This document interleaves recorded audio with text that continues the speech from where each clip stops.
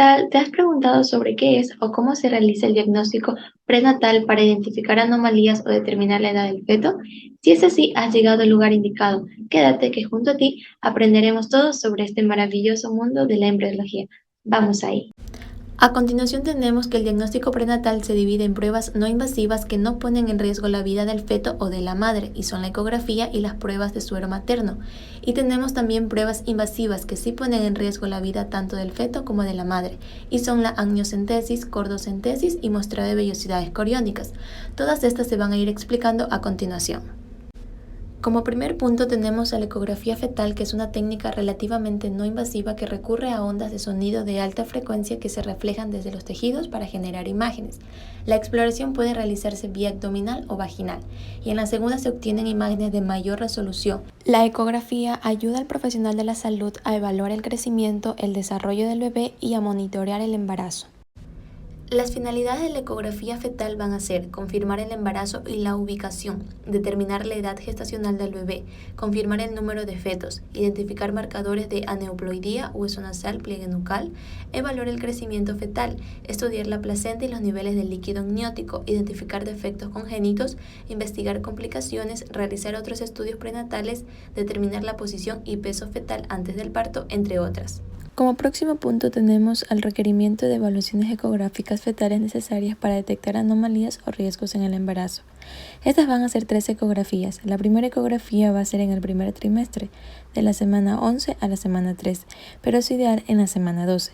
Esta ecografía ayudará a confirmar la gestación intrauterina o determinar su localización en caso de tratarse de un embarazo ectópico, reafirmar la evolución de la gestación, permitiendo analizar cómo el feto va madurando en la formación de los órganos, determinar el número de fetos, ya que el embarazo múltiple es cada vez más frecuente. Datación de la gestación se la puede realizar mediante la medida de la longitud cefalocaudal, medición del saco gestacional o la longitud del fémur. Determinación de los marcadores de aneuploidía, que pueden ser visualizadas por medio de la translucencia nucal y la hipoplasia del hueso nasal. Determinación del índice de pulsatilidad de las arterias uterinas. Esto es fundamental para diagnosticar enfermedades hipertensivas. Es por eso que la ecografía Doppler de arteria uterina es una de las mejores herramientas en la predicción de enfermedades hipertensivas. Y el ecodoppler del ductus venoso es una herramienta para las anomalías en la onda de velocidad de flujo del ductus venoso. En cambio, la ecografía en el segundo trimestre de embarazo se la realiza entre la semana 20 y la semana 22, pero es ideal en la semana 21. Esta ecografía servirá para valorar la placenta, describir el cordón umbilical, porque es el encargado de la respiración y alimentación del feto hasta el momento en que nace, por lo que cualquier fallo en la circulación del oxígeno y los nutrientes puede suponer lesiones o incluso la muerte del feto. Determinar el líquido amniótico, ya que se puede observar si hay aumento de este o disminución produciendo daños significativos en el feto. Valorar el crecimiento y la anatomía fetal, ya que se podrá visualizar si el bebé está creciendo a una velocidad normal o no. Y algo adicional es que se podrá usar la ecografía Doppler del ducto venoso y arteria uterina para posibles complicaciones en los flujos sanguíneos. Posteriormente, la ecografía en el tercer trimestre de embarazo es ideal realizarla en la semana 33 o 34. Esta ecografía permite la presentación y estática fetal. También ayuda en la valoración de la placenta y líquido amniótico, porque es más común que durante el último trimestre haya un descenso de los niveles de líquido amniótico. Determinar el crecimiento y anatomía fetal para descartar patología evolutiva o de posible aparición tardía. Sirve también para la medición de la longitud cervical como potencial predictor de parto pretérmino, ya que a menor longitud cervical mayor es el riesgo de parto pretérmino. Y por último se podrá usar el eco-doppler del ducto venoso y arteria uterina, indispensables para poder identificar posibles complicaciones en los flujos sanguíneos. La ecografía también ayuda a calcular la edad gestacional y marcadores ecográficos.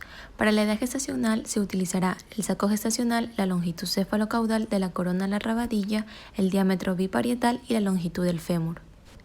Y para los marcadores ecográficos se utilizará el hueso nasal, pliegue nucal, ecodoppler del ducto venoso y el ecodoppler de la arteria uterina.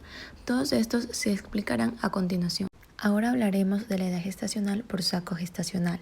El saco gestacional se podrá observar a partir de la cuarta semana del embarazo y se deberá medir el diámetro medio del saco, pero aún no se puede asignar fecha estimada de parto.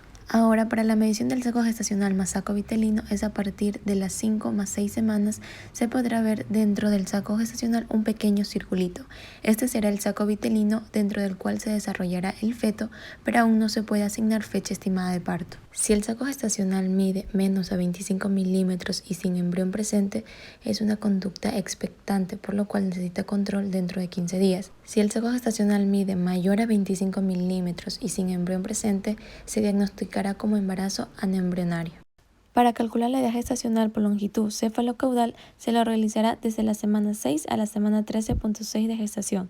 Entre la semana 6 y 9.6 la longitud cranocaudal o longitud cefalocaudal será de 4.0 a 29.9 milímetros y entre la semana 10 a la semana 13.6 la longitud cefalocaudal será de 30.0 a 84.0 milímetros. Y en el lado izquierdo tenemos una imagen de una ecografía que muestra la longitud cefalocaudal desde la parte craneal hasta la parte caudal, dando un resultado de 55.8 milímetros en la semana 12.1 de gestación. Para realizar la longitud cefalocaudal se debe hacer un corte medio sagital de la totalidad del embrión o feto, orientado horizontalmente a la línea de la medición de la longitud cefalocaudal con un ángulo de insonación de aproximadamente de 90 grados. La imagen fetal debe ocupar la mayor parte de la pantalla. La posición fetal debe ser neutra, ni flexionado ni hiperextendido. Para asegurar que el feto no esté flexionado, debe observarse líquido amniótico entre el mentón y el tórax. Para calcular la edad gestacional por longitud del fémur y diámetro biparietal se la realizará de la siguiente manera. Para el diámetro biparietal se la realiza en la semana 14 a la 41 de gestación. Se mide a nivel del tálamo y cabum del septum pellucidum. Y para la longitud del fémur se la va a realizar siguiendo la longitud de la diáfisis femoral, que puede ser utilizado para la datación después de la semana 14 de gestación. Para el cálculo del peso gestacional se usará la longitud del fémur, diámetro biparietal, circunferencia abdominal y circunferencia cefálica. Para el diámetro biparietal, en la ecografía 2D del tercer trimestre de embarazo se puede hacer dicha medición, que es la distancia que existe entre los huesos parietales del cráneo. Esta medida es una buena referencia al crecimiento fetal. En la imagen, esta medida aparece acotada por una línea discontinua. Para la longitud del fémur se usará la longitud de la diáfisis femoral, puede ser utilizada para la datación después de la semana 14 de gestación. Esta medida es la más confiable para conocer el tamaño y la evolución del bebé, por ello se emplea como indicador para saber si el bebé está creciendo de la manera esperada o no. Para la medición de la circunferencia abdominal, incluye los tejidos blandos de la pared abdominal como una medición de los órganos internos, sobre todo el hígado, el cual comprende la mayor fracción de las vísceras del abdomen fetal. Esta medida tomará en cuenta también la vena umbilical, vena porta, cámara gástrica del estómago, columna vertebral, costillas y aorta abdominal. Y la medición de la circunferencia cefálica se obtendrá del mismo corte del diámetro biparietal y la medida de la circunferencia es por el borde externo del corte axial mencionado. Las pruebas no invasivas también tenemos a las pruebas de suero materno, que se lo va a realizar para el análisis de sangre a la madre. Se le va a extraer 20 mililitros de sangre venosa periférica, permitiendo una detección precoz de trisomía y facilitando una mejor decisión clínica. Los marcadores bioquímicos a analizar son la alfa-fetoproteína, la fracción beta, la gonadotropina coriónica humana, la inhibina A, la proteína plasmática A asociada al embarazo y el estriol no conjugado. Y esta prueba es ideal realizarla en la semana 9 a 10 de gestación. Ahora pasaremos a hablar de los marcadores bioquímicos y van a ser el doble test, que involucra la medición de la proteína plasmática A asociada al embarazo. Cuando su concentración está disminuida, los fetos presentan trisomía 21 u otras aneuploidías, y la hormona gonadotropina coriónica humana, sus valores plasmáticos se encuentran elevados en gestaciones con trisomía 21. El triple test mide la alfa-fetoproteína, la hormona coriónica humana y estriol libre para el diagnóstico de trisomías 21 y 18. En el cuádruple test se le agrega el triple test más la proteína inhibida A, y si hay una alteración en sus valores harán sospechar de una alteración congénita fetal. Estos tres primeros tests explicados se los realiza entre la semana 14 y 20 de gestación. Y en el test integral es la sumatoria de todos los tests explicados, se lo realiza entre la semana 10 y 13 y cualquier aumento o disminución harán sospechar de anomalías. Por último, el ADN fetal en sangre materna es un método no invasivo. Esta prueba permite el diagnóstico de trisomía 21, 18, 13 y monosomía X con un 99.9% de sensibilidad y una tasa de falsos positivos menores al 1%, y se lo puede realizar en la semana 10 de gestación. A continuación tenemos los diferentes tipos de pruebas invasivas que pueden haber, como la amniocentesis, cordocentesis y muestreo de vellosidades coriónicas. Cada una se va a hablar a continuación. La amniocentesis se la realiza introduciendo una aguja en la cavidad amniótica identificada por ecografía a través del abdomen. Para la extracción del líquido amniótico se extrae entre 20 y 30 mililitros de líquido. Debido a la cantidad necesaria del líquido, el procedimiento no se efectúa antes de la semana 14 de gestación. Se analiza el líquido en busca de factores bioquímicos como alfa-fetoproteína y acetilcolinesterasa. Además, las células fetales desprendidas en el líquido amniótico pueden recuperarse y utilizarse en la obtención de un cariotipo metafásico y en otros análisis genéticos. Los resultados se entregarán de 1 a 2 semanas después de haber hecho el análisis. La funiculocentesis, también llamada cordocentesis, es una prueba de diagnóstico prenatal invasiva para detectar anomalías congénitas y sanguíneas en el feto. Esta prueba se realiza mediante la inserción de una aguja hasta el cordón umbilical, bajo guía con ultrasonido para obtener su sangre y analizarla. Se la puede realizar desde la semana 17 y 18. La cantidad de la muestra va a ser de 3 a 5 milímetros.